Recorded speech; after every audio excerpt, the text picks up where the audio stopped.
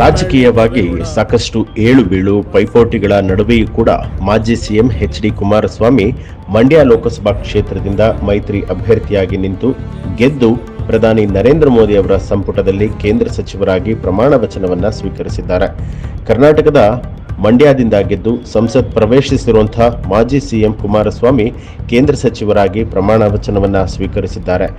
ಮಂಡ್ಯ ಜನತೆಯಲ್ಲಿಯೂ ಕೂಡ ಇದು ಸಂತಸ ಮನೆ ಮಾಡಿದೆ.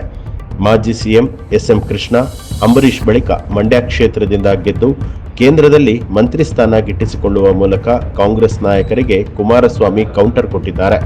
ಎಚ್.ಡಿ. ಕುಮಾರಸ್ವಾಮಿ ಅವರಿಗೆ ಮೋದಿ ಕ್ಯಾಬಿನೆಟ್ನಲ್ಲಿ ಮಂತ್ರಿಗಿರಿ ಸಿಗುವ ಮೂಲಕ 25 ವರ್ಷಗಳ ಬಳಿಕ ಜೆಡಿಎಸ್ಗೆ ಕೇಂದ್ರದಲ್ಲಿ ಮಂತ್ರಿಗಿರಿ ಒಲಿದಂತಾಗಿದೆ.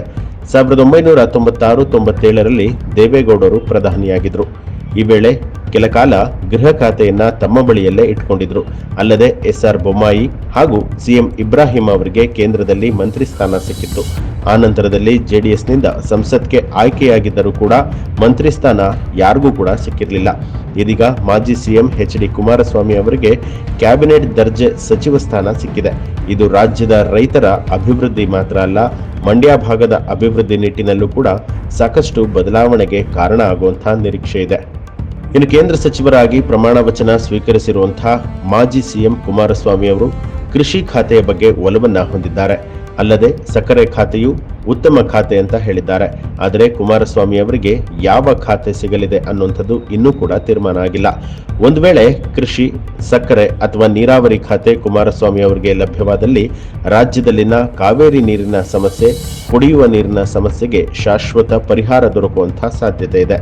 ಮೇಕೆದಾಟು ಯೋಜನೆ, ಕಬ್ಬು ಬೆಳೆಗಾರರ ಸಂಕಷ್ಟ, ರೈತರ ಬೆಳವಣಿಗೆಗಳಿಗೆ ಬೆಂಬಲ ಬೆಲೆ, ಸಾಲ ಮನ್ನಾ ಸೇರಿದಂತೆ ಹಲವಾರು ಸಮಸ್ಯೆಗಳು ತಾರ್ಕಿಕ ಅಂತ್ಯ ಕಾಣುವಂತಹ ನಿರೀಕ್ಷೆ ಇದೆ. ಒಟ್ಟಾರೆಯಾಗಿ ಮಾಜಿ ಸಿಎಂ ಕುಮಾರಸ್ವಾಮಿ ಅವರಿಗೆ ಬಿಜೆಪಿ ಹೈಕಮಾಂಡ್ ಯಾವ ಪ್ರಮುಖ ಖಾತೆಯನ್ನ ಹಂಚಿಕೆ ಮಾಡಲಿದೆ ಅನ್ನುವಂಥದ್ದು ಸದ್ಯದ ಕುತೂಹಲ ಆಗಿದೆ.